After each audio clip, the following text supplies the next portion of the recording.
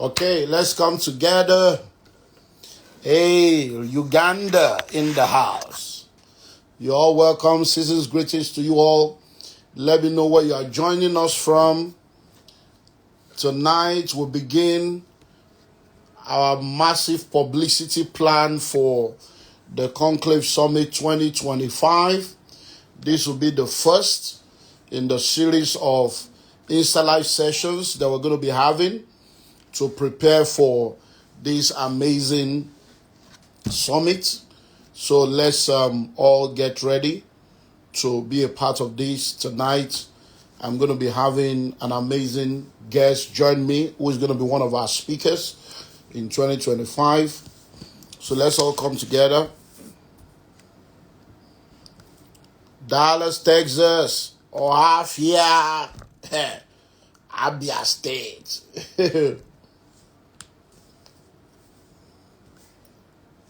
Melbourne, Australia. Yes, so my people, don't worry, I'll be back in 2026, not next year. So Australia 2026 loading.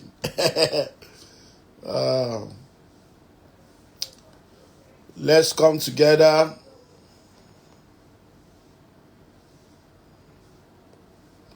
Let's know where you are joining from.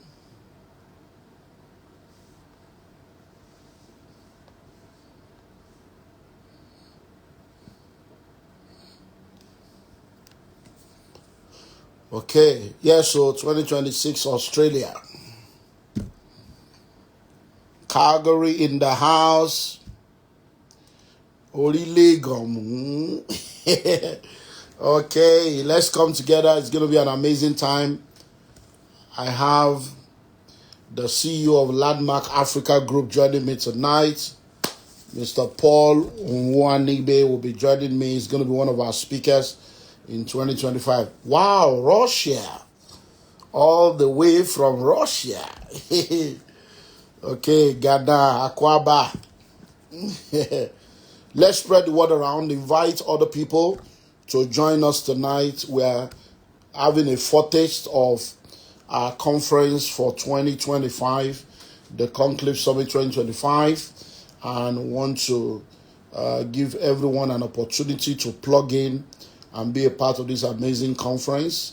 Like you know, we have lots of events that we'll host from the different platforms that we have the privilege to be a part of, and trusting that you will take advantage of some of our platforms in the new year. Okay, it's 8 p.m. Nigerian time. Hello, everyone. My name is Olumide Emmanuel, and I'm going to be your host for the next 60 minutes as we spend time to prepare for our Conclave Summit 2025.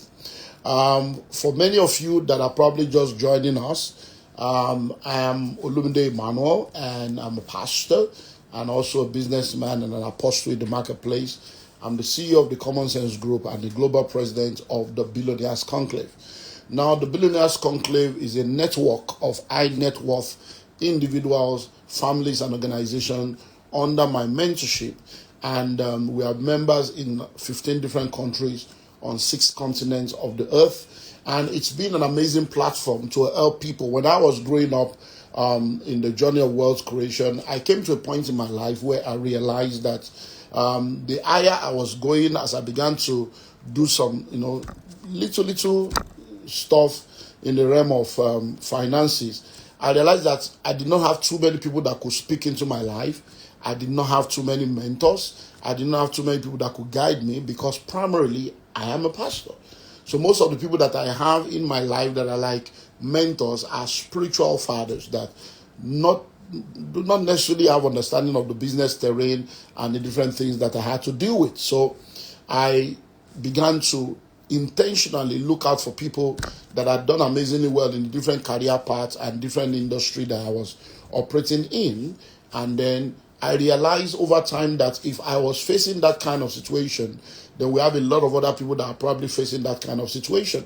Because we have a lot of people doing amazingly well in business. Some of them have stumbled into opportunities that have helped them to create wealth. Some of them are beneficiaries of a season of their life where opportunity met with preparation, and they found themselves with the kind of money and the kind of influence they never thought they could have. And many of them end up getting into trouble and making a shipwreck of their journey, because there is no one to guide them, no one to mentor them. And then many of them don't even know how to juggle the ball. So you have people that are doing amazingly well in their finances, but they are doing terrible in their marriages. We have people that are doing amazingly well in their marriages, but they are not doing well in their finances. A lot of people they're doing well in their marriage, doing well in their finance, but their spiritual life and their value system is warped. So you find out that God wants us to live a holistic life, but not many people have that opportunity. So I decided to set up the Conclave Summit as an opportunity for people to come together, to be mentored, so that you can be a part of an amazing network of people. You are in the room with people of like minds, and then you are able to get an opportunity to be mentored, to be guided in the different aspects of what you do. And we have people from different industries that are part of the Billionaires Conclave. And then the highlight of what we do, apart from people having an opportunity to be mentored by me one-on-one and have a direct access to me, and the series of masterclasses, virtual masterclasses that we run, the highlight of our event is the annual Conclave Summit. The annual Conclave Summit is generally a 2-day fully residential event that takes place in Africa, in Europe, and in North America. So every year we host the African version in the month of March, most of the time the first week of March. Once we are done with the African version, then we move to Europe, and then we do the UK version, and then we move to the US or North America. So we interchange between US and Canada. So we do US for 2 years, we do Canada 1 year, we come back again to US for 2 years, do Canada 1 year. So our Conclave Summit for 2025 will be coming up on Friday the 7th and Saturday the 8th of March. Friday the 7th and Saturday the 8th of March. It's 2 days fully residential. And we've been using the Marriott Hotel in GRA in Ikeja. So when you come in on Friday morning, you are locked in with us, and every one of us will check out on Sunday morning. So if you're a businessman, you are a career person, you are a C-suite executive, you are a high net worth individual, and you like to come into a gathering where you will sit down with like-minded people and be assisted on your journey, then this is an event you cannot afford to miss. Our theme for the year 2025 is disruptions. Disruptions. Individuals, families, and organizations. There's so much happening out there with the advent of AI, with the 4th, 5th industrial revolution, with technological advancement. A lot of things are shifting. Some careers are becoming extinct. Some businesses are becoming extinct. Technology is wiping out a lot of businesses. Some new careers and new businesses and new opportunities are emerging. And then we have a lot of changes going on in the world. So how do we navigate this VUCA world? We've been told that we live in a VUCA world, the VUCA, and now they have even added D to it, and then they even added E again. So we live in a VUCA world, V-U-C-A, V-U-C-A, V for volatile, U for uncertain, C for complex, and A for ambiguous. So we live in a volatile, uncertain, complex, and ambiguous world. But they have added D to it, which is disruption. So we live in a world of disruptions.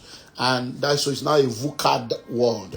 So we're going to be joined in the event. My friend, Dr. Lekon Adegua, a leadership coach, will be joining me to speak. The national president of the Billionaires Conclave, Timothy Oladipupo, will also be speaking. And then we're going to be having Mrs. Nike Ogunlesi of Rough and Tumble. She's also going to be speaking. And then we're going to be having Dr. Paul Onwuanibe, or the CEO of Landmark Africa, is also going to be speaking. So tonight I'm going to be, just having a chat with him so that we'll just discuss and give you a foretaste of what is going to be happening. So the two numbers on the screen are two numbers that you need to have. The event, you can join us as a residential delegate or as a non-residential delegate. And for you to be a part of the event, it's just $2,000 only. $2,000 only. Now, the $2,000 we cover for the 2-night hotel accommodation at Marriott, breakfast, lunch, and dinner, conference material, and many other things that you will be enjoying as you join us. But if you do not want to be resident, maybe you live in Ikeja or you live in the environment, you want to go back home in the evening, then you can become a non-residential delegate, and then you'll be paying $1,000 instead of $2,000. But now, one of the reasons why we start our adverts early is so that we can give people opportunity to be a part of the early birth. So if you are listening to me right now and you are able to make your payments before the end of this year, instead of paying $2,000, you will pay $1,000. So we give you 50% discount. You pay $1,000 instead of $2,000, and that $1,000 we cover for 2-night accommodation at the Marriott Hotel, breakfast, lunch, and dinner, and the conference material. Then, if you are non-residential, instead of paying $1,000, you pay $750. Instead of paying $1,000, you pay $750 if you're able to make the payment before the 31st of December this year, which is one of the reasons why we start this series of adverts early. And now, please listen, our exchange rate is $1,500 and 1,500 naira to $1.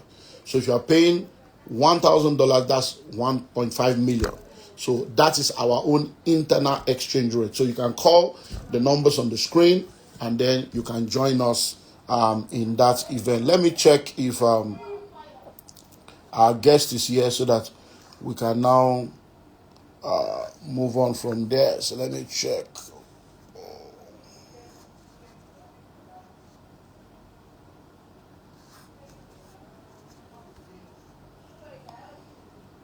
Okay.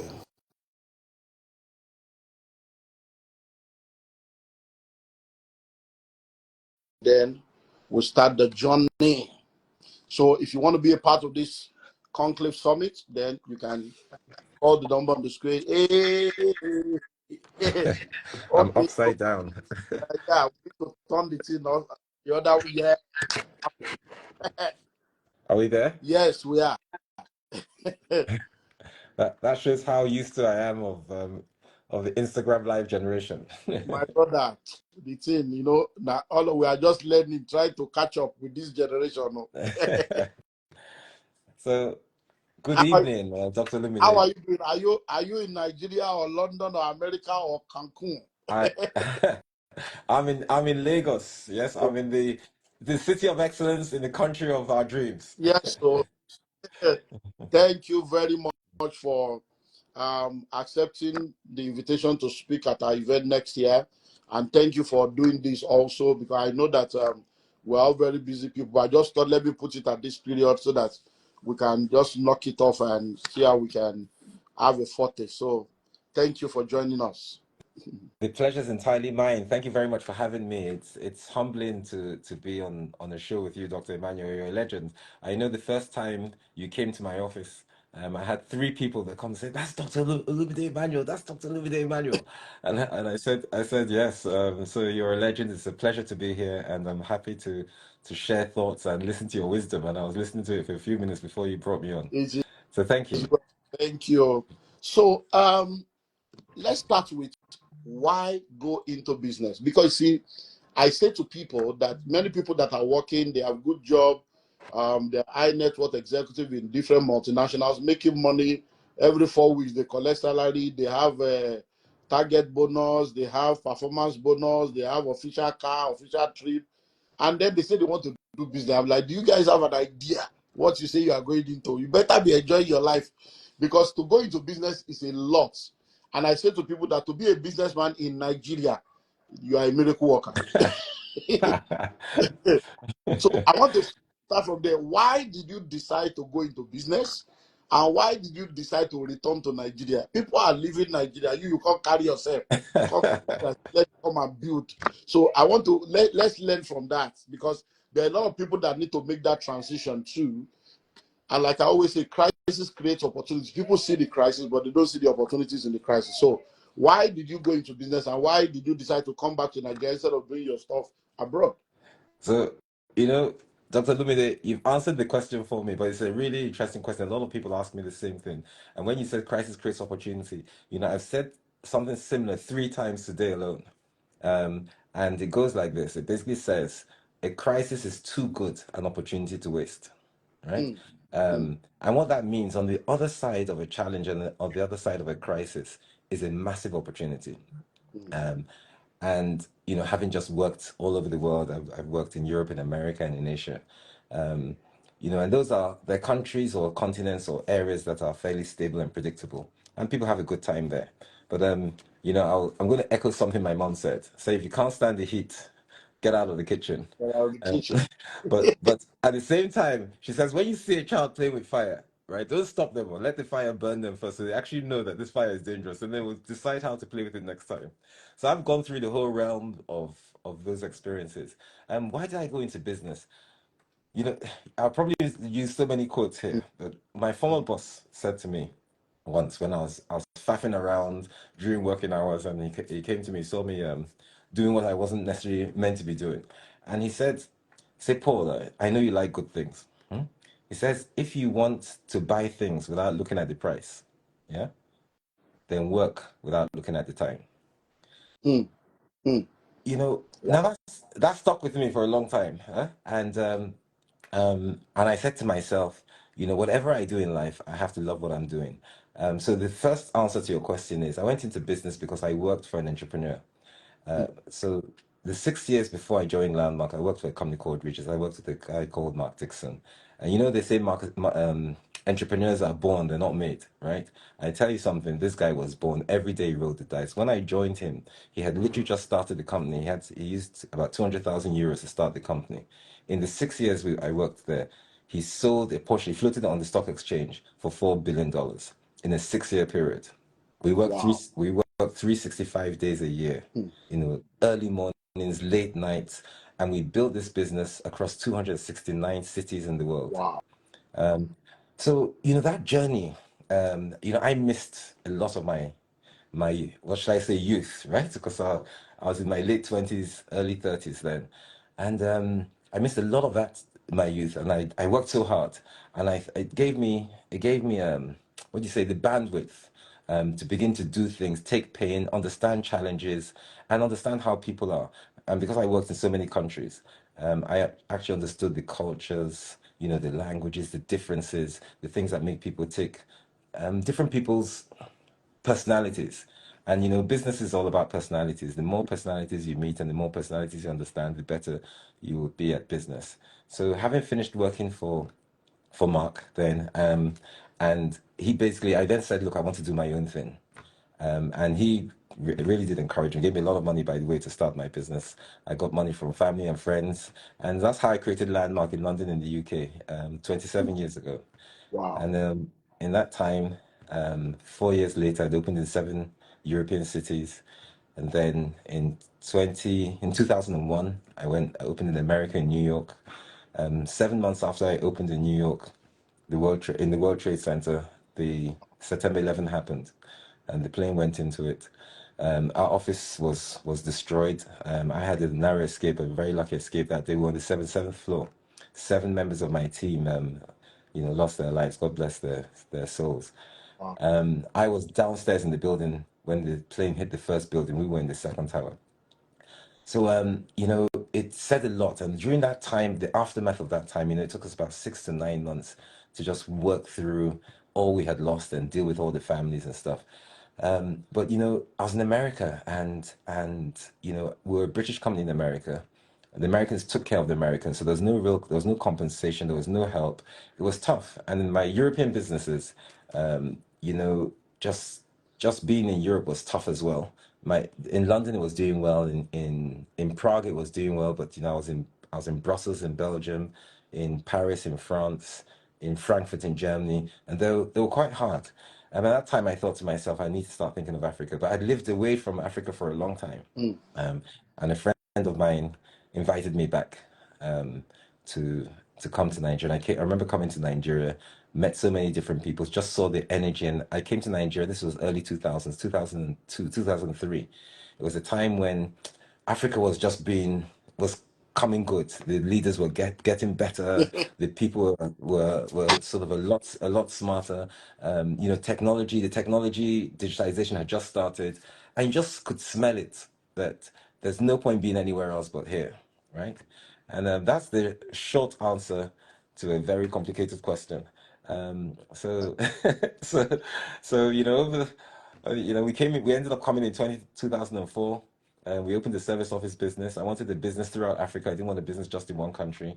So we opened offices simultaneously in Tripoli for the north, Tripoli in Libya for the north, Johannesburg in South Africa for the south, Lagos, Nigeria for the west, and Nairobi, Kenya for the east. And over the next 11 years, we infilled into 14 different cities. No, 17 different cities in 14 countries in Wow. Africa. In 2000, and during that time, we're running this service office business. So a lot of the international companies that wanted to come into Africa, we were their hosts. We brought IBM, Microsoft, GE, Google. We're the first port of call for a lot of these places. And it was an exciting time. But they were very difficult countries and very difficult to run the business we were running because the property market wasn't really established. The legal framework was tough. Currencies were different. Languages were different. People who owned property didn't necessarily take pride in the sort of property, so the maintenance culture was not strong. So we decided to develop our own. In Mm. 2006, where I sit today, we bought this site in 2006. And as I say, the rest is history. And Wow. we decided to develop this into a business leisure and lifestyle platform. And I said to myself then, I said we want to do something in Africa for Africans and by Africans. We don't employ any foreigners, and our clientele base, we're chasing Africans from all over the world to be part of this. Yeah, so that's the short story. Wow. I didn't know about the 9/11 story. That's We amazing. we've Wow. had we've had challenges. Yeah. Wow.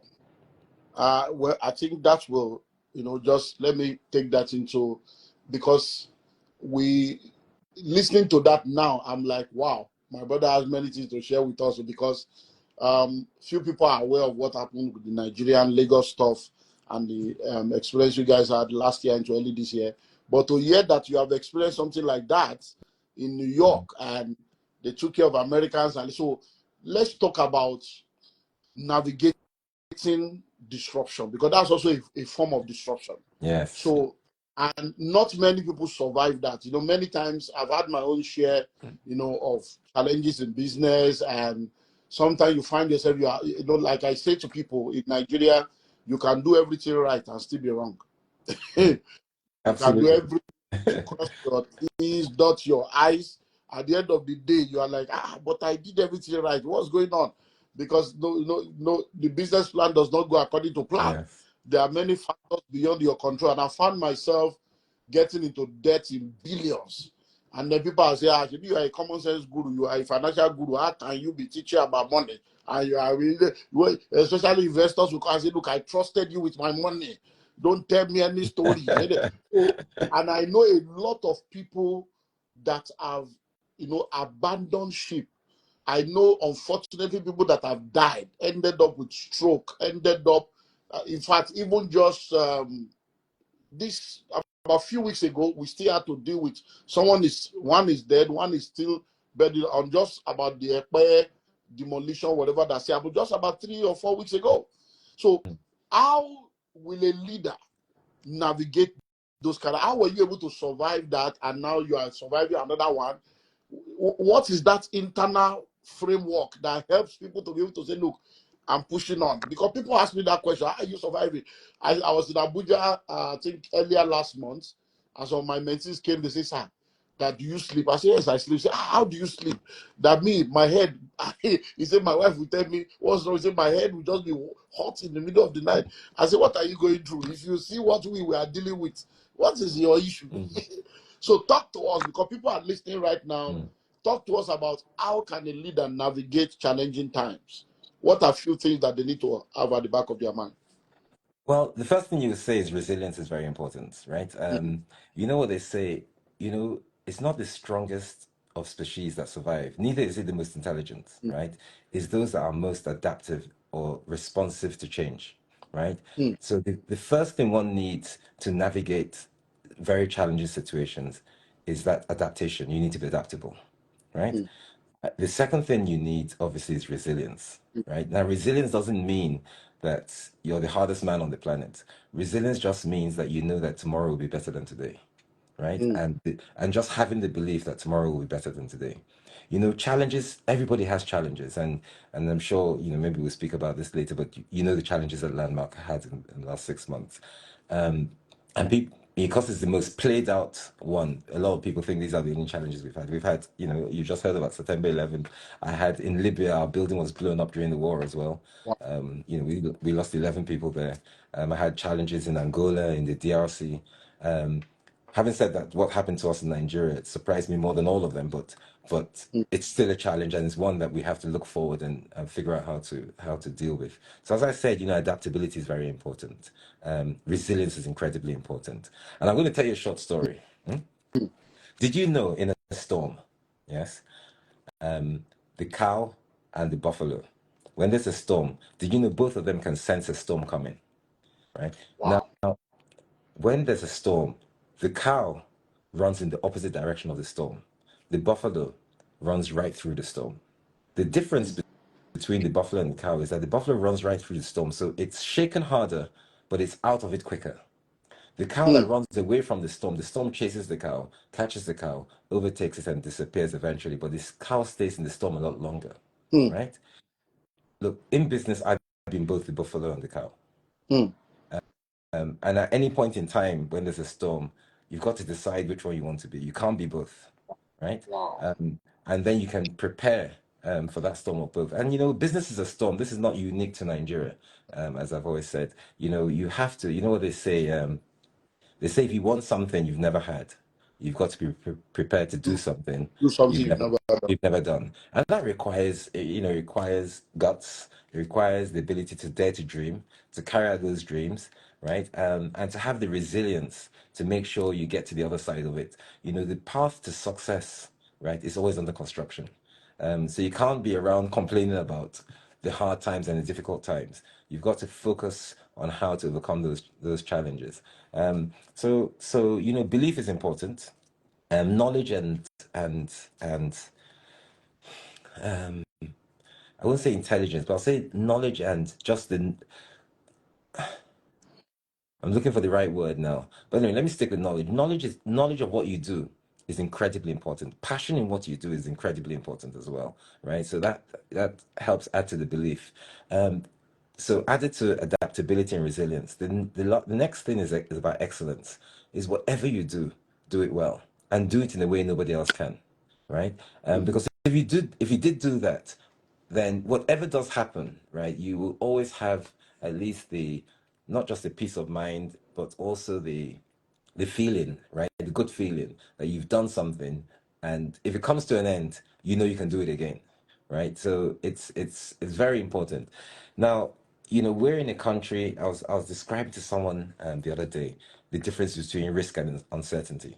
mm, In life, risk is something, it's what they call the known unknowns, right? mm, So the thing about risk, when we look to manage risk, we look to mitigate the risk. So we know that there's several things that we don't know whether they'll happen or not, but we know what those things are. So whether they're currency depreciation, inflation, stagnation, unemployment, or even if you get into macros, high interest rates, whatever they are, they're risks that you bear in a business and you think about when you're working out your plan or your strategic plan for your business.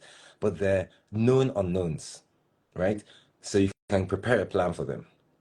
The difference with uncertainty and risk is that uncertainty is unknown unknowns. You don't know whether they will happen. You don't know mm, they're going to happen. They just happen. mm, War, um, pandemic. mm, What could happen to your business that stops your business? mm, Like what happened at the World Trade Center. It's not a risk that people plan for. What happened to us here in Lagos? It's not a risk you can plan for, right? So that uncertainty is the most difficult kind of risk, mm, right? And when you come to a country that has, or in an area or a region that has so many obstacles, right? Then there are incredible opportunities on the other side of those obstacles. But you're going to have to navigate this uncertainty, and you're going to have to live with it. And there's no point crying about it when it happens. It's all right. It's the reason why there are not many people here. It's the reason why you don't have that many competitors. It's the reason why you've done very well, right? So when you lose a little bit, you can't spend your time mourning and shouting it's been unfair. That's the time to say, well, it's come home to roost, but I'll do it again. yeah. Yeah. Wow. Wow. That's amazing. In fact, guys, I hope you are learning. Did you learn about the cow and the buffalo? These are heavy stuff, and now risk and uncertainty. This is a master class already. And if you are listening to us right now, there is no reason why you should not plan to be a part of the Conclave Summit in 2025. The Conclave Summit is a free summit for all the members of the Billionaire Conclave worldwide. So those in Africa, we all meet in Lagos. Those in Europe, we meet in the UK. And those in North America, then we meet in North America. So the Nigerian one for all those in Africa will be coming up on the 7th and the 8th of March. So those that are members of the Billionaires Conclave, they come absolutely free. It's part of the package of being a part of the Billionaires Conclave. 2 days fully residential at the Marriott Hotel. But what we do every year is that we open up the event to those that are non-members so that other people can come and join us and experience what we are experiencing. So if you are listening to us right now, you'd like to be a part of the conference, it's 7th and 8th of March, 2025. The theme for the year is disruptions. Individuals, families, and organizations. What are the different things we need to realize and prepare for so that we will not be a victim regardless of what happens around us? So for the fully residential summit, is $2,000 for you to be a part of it, and that covers for 2 days fully residential. So your hotel for 2 days at the Marriott Hotel in GRA is included, breakfast, lunch, and dinner, conference material. But like I said, one of the reasons why we are doing this is to give you an early bird opportunity. So if you want to register, if you do that before the 31st of December, which is just a few days from now, then we give you a 50% discount. You pay $1,000, and then you'll be able to join us for this event. And our exchange rate is 1,500 naira. So $1,000 for us will be 1.5 million. Then if you want to join us as a non-residential delegate, you probably live in Ikeja or its environment, and then you can join us. That will be $1,000, but you can, if you pay between now and the 31st of December, we'll give you a 25% discount. Then you pay $750. So call the numbers on the screen. If you have any question, you want to be a part of the Billionaires Conclave, you can join us on any level, as an individual, as a family, as a corporate organization. All the details are available when you call those numbers. If you call the numbers on the screen and you're not getting through, just send them a message, either a text or a WhatsApp, and then they will get back to you. And one of our speakers will be Mr. Paul. And from what he's saying right now, you can see that we are in for an amazing masterclass when it comes to share with us, because I'm getting blessed just listening to him right now. Now, I want us to talk about, the crisis that you guys had, in Landmark in Nigeria this year. Just not too deep, just a little.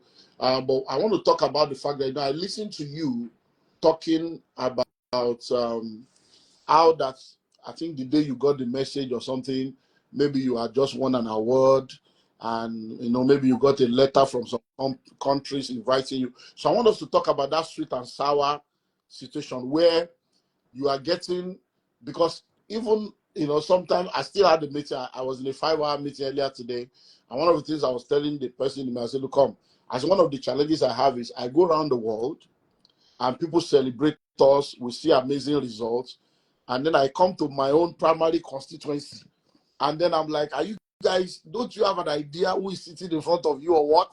Is it that a prophet is not without honor except in his own house? So how do you, you've gone through the situation, you are a major player in the industry in Lagos, in Nigeria, employing hundreds of people, paying taxes, adding to the GDP of the, and then people that, we are supposed to be celebrated. Yeah, I say, come, we are salary payers. We employ people. Don't you guys get it? You are supposed to be celebrating us that we are helping you people to employ people and make things. Why do you want to make things difficult for us? Are you not getting it?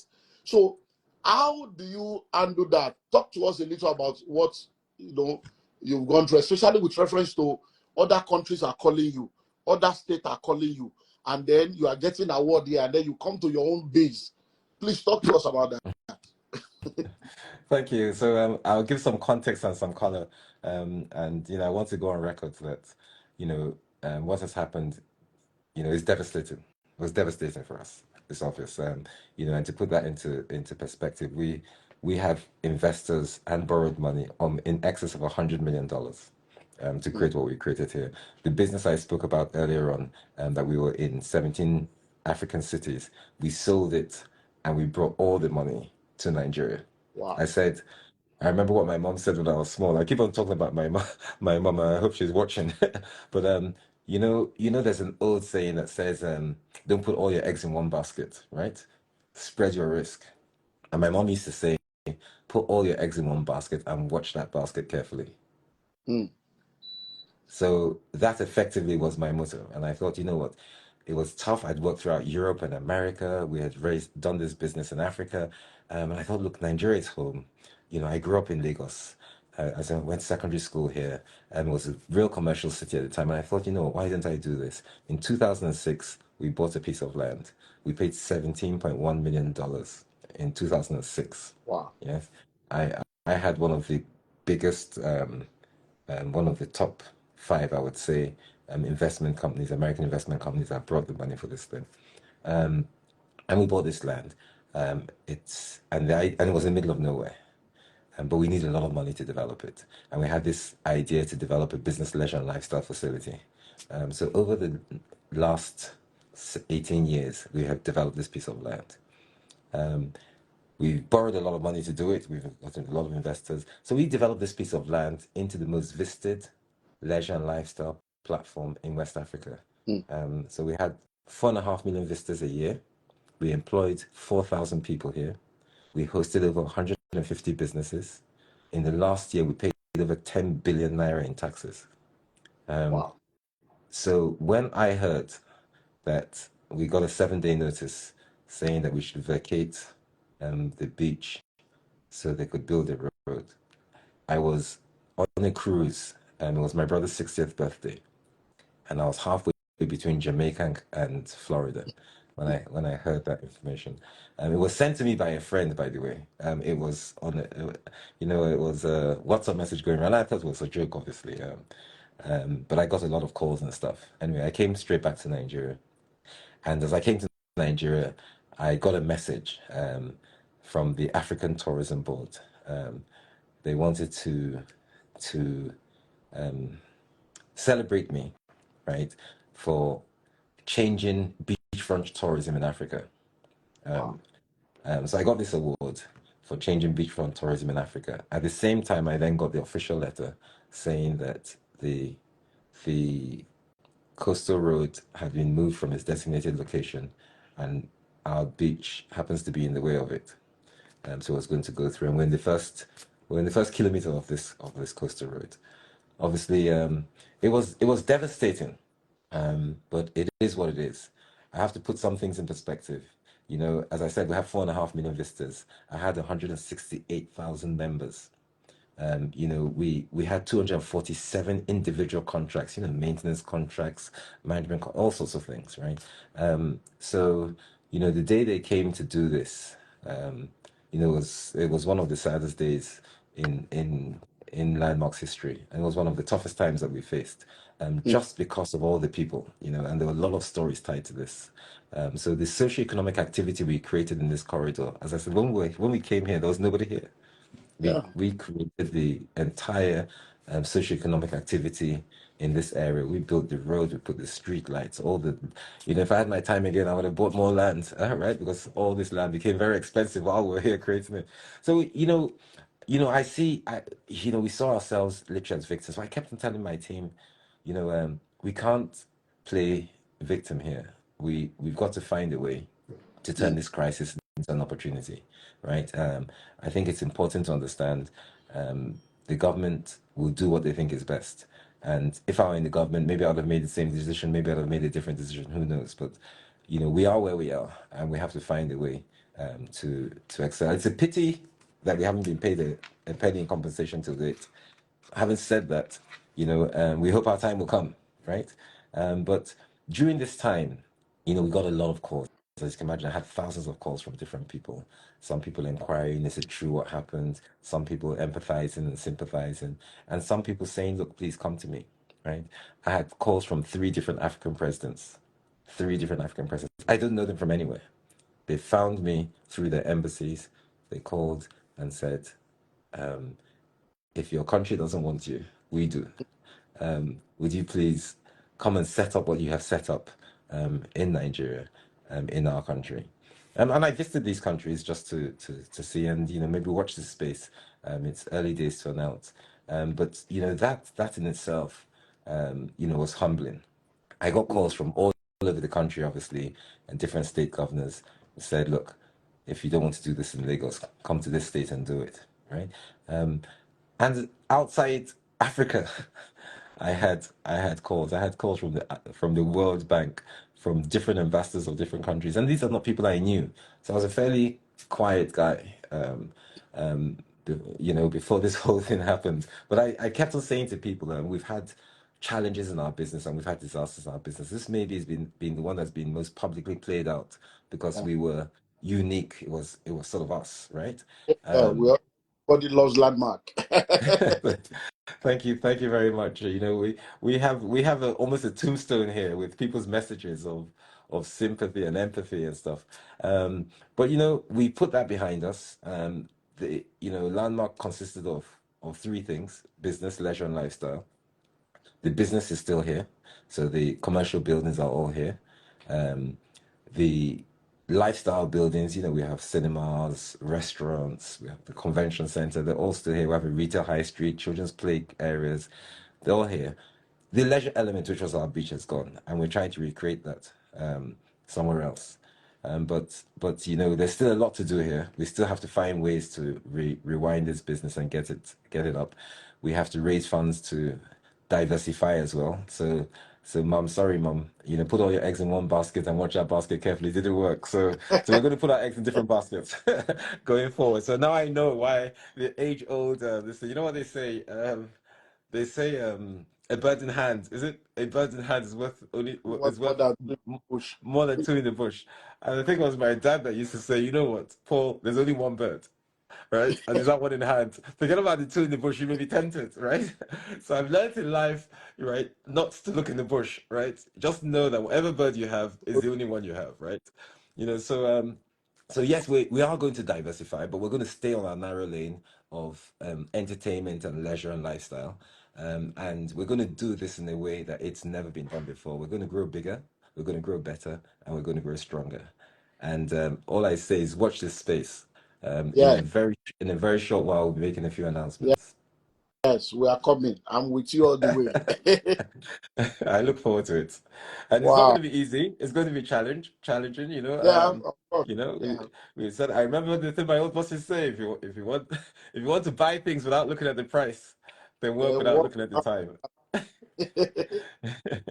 Wow. Yeah. So, So let's start bringing this home. Personal development. I've come to realize that many times people don't have respect for intellectual properties. So I say to people, if you know better, you do better. But not many people are willing to make the commitments to learn, to develop themselves, buying books, attending conferences. This year alone, I was still saying to someone earlier today on how that I've attended about 3 international conferences that I paid for abroad this year, and that in 2 of those 3 conferences, one in Dallas, one in Chicago, there were about 3 set of people. When I was in Dallas, I met them. When I was in Dallas in April, they were in the conference, the leadership conference. I was in another leadership conference in Chicago in August. I saw the same people, and they say, "Ah, sir, what are you doing here at your level?" I say, "You too at your level. Were you not there in April? Why are you back?" So we spend thousands of dollars training, developing ourselves, but sometimes you tell people, come and learn, come and pay $1,000, come and pay this $1,000, and they're like, what are they going to teach us there? What is that? And you're like, you guys don't get it. So I wanted to speak about that. How important is personal development, and how important is it for people to invest in their personal development, especially as people that want to lead and make a difference? no, great question. I spend my life talking about things like this. For those who have seen me on TED Talks, that's all I talk about. I think you have only one you, right? And if there's anything you have to invest in, it's yourself. And the thing that you invest in yourself that is sustained, that nobody can take away from you, right, is your mind, right? And to invest in your mind, you have to go out. You can't allow just the things that you see and the things you experience to dictate who you are. You have to read books, you have to listen to people, and you have to get out of your comfort zone. I often talk about the 4 or 5 unique principles to improving oneself, right? And you've mentioned the first, but the other 4 are all very similar. So the first is, yes, make sure you just increase your knowledge base. It's so important to to attend things that are outside your realm, usually even outside your comfort zone, right? Pay what it takes. If you can spend money buying a watch, buying a luxury item, then spend that money buying something for your mind, right? So that's a very important thing. So I usually talk about a number of things, and I say, look, one of the key things in life for success is network relentlessly. You know, just find people. They say your network is your net worth. So go to places where there are conferences where you meet like-minded people, right? And it's important to figure out the people you want to be like, right? Or the people you admire, right? Then network and find out who they are. And there was a book I read called The Strength of Weak Ties, and it said 73% of the successful people in the world, right, met people by luck, by Mm. chance at events like this, right? So networking is a very big part of investing in oneself. Another part of that investing in oneself is friendships. Is how do you keep ambitious friends? So when you look at all these stories, the Google story, the Microsoft story, the Apple story, these are people who were friends and they made each other, they motivated each other to get better, right? Now, in order to do that, in order to have ambitious friends, you have to go out and find friends. And, not just the friends that you knew in primary school or secondary school, university, or your work habits, but you have to find people and create associationships in several other places. And the last thing I'll say of my 5 tools is about increasing your surface area for luck, right? This defies the notion that luck is by chance, right? You need to create a fertile ground where luck can manifest, right? Well, you can actually cultivate luck. And luck is not by chance. It's something that you do, right? It's an intentional decision you make. So when you go out and you meet people, when you read books, when you listen to podcasts, when you get out of your comfort zone to be influenced by things that wouldn't come directly to you, then you become a much better person for it. So, how important is this on a scale of 1 to 10? It's an 11, Doctor. Wow, wow, wow, wow, wow. You heard that? It's an 11, and you have been so blessed, like I am, just spending the last 40 minutes or thereabout with our guest tonight. Imagine what you will experience when you sit under him for 2 hours, and then you're able to listen to him, ask questions, and sit down with other like-minded people in the same room. I'm telling you, those two numbers on the screen right now, note them down and call to see how you can be a part of this Conclave Summit, 7th and 8th of March. And if you are listening to me right now and you would like to take advantage of the 50% discount to pay $1,000 before the end of this month, then you need to plug it now. And that means instead of you paying $2,000, you pay $1,000 at 1,500 Naira exchange. Now, please listen and listen well. Don't believe me. Fact check this by yourself. Call Marriott right now, Marriott Ikeja GRA, or go online and check how much is one room in Marriott. One room in Marriott for one night. Just call them. How much is your room for one night? How much is your lunch and dinner? And do the calculation by yourself. Because many times people think, $1,000 times 30 people times you. People don't understand. I still did an event in Marriott on the 31st of October and 1st of November. The hall we used was 7.5 million per day. 2 days, 15 million for the hall alone. That same hall is right now 9 million. That same hall. So many times, so just call and find out how much is a room to calculate the room for 2 nights. And then, so when we say pay $1,000 between now and 31st of December at 1,500, it's just like, just come. I'm telling you. So take advantage of it and call the numbers on the screen and plug in. So as we wrap up, my brother, what should people be expecting from your session at this conference so that they'll begin to prepare themselves? What we look forward to? Yes, thank you. So, I mean, the theme is about navigating disruptive times, right? Yeah. So obviously we're going to talk about what we know. So we talk about landmark, but I want to share some very special things. And I'm not going to break too much of it now. But let's just say I've talked a little bit about adaptability and resilience. I'm going to talk a lot about adaptability and resilience. I'm going to also talk about the journey of an entrepreneur, and I'm going to put it to you, yes, that entrepreneurship, right, is the toughest endurance sport known to mankind. I'm going to tell you why. I'm going to tell you how. Wow. I'm going to walk around how we can break into this. I'm going to give you real life examples. I'm going to talk about what I call the 3 principles, the 5 tools, and the 2 bitter truths. Wow. So I really do look forward to this day, March and up um, and quickly. I and I have to begin to work and cultivate my thoughts. And between now and March, I hope many good things happen to everybody here. So we're in a much more positive frame of mind, a much better frame of mind, and we're going to crown that cake. Then we're going to ice it properly. Very much. That's amazing. Thank you very much, my brother. I appreciate you. And definitely, even before March, we'll stay in touch. I believe that there are so many things we'll still be able to do together. I believe in the Nigerian dream. I believe in the project Nigeria. We are not relocating. We are not going anywhere. We are here doing what we can to make a difference in our nation. And I believe very strongly that all the things we're going through is all part of the making of greatness. And thank you very much for your time. And I look forward to seeing you again and again and again, even before March. Thank you So, very, thank you what very for the much. The pleasure is mine, and I really do look forward to it. And I hope to see you along, Dr. Olumide. You inspire me all the time, and I look forward to that day. But I look forward to seeing you and speaking to you many times before then. And I look forward to all the great people who will come. We have some real messages to share, and I promise you, you won't go home empty-handed. thank you. God bless you, my brother. So let me release you. Thank you very much. I Okay then. appreciate it. Okay, bye. So everyone, that's our session for tonight. And if you were just joining us, I'm going to be saving this on IGTV and I'm going to be putting it on my YouTube channel. So you can, oh, Coma Catch, how are you guys doing? How's my sister?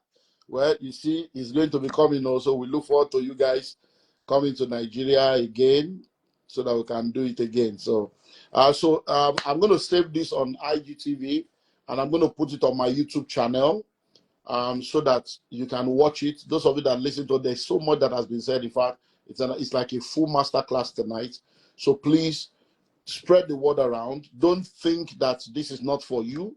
Don't ever think that this is not for you. It's something that will change your life. I can tell you stories.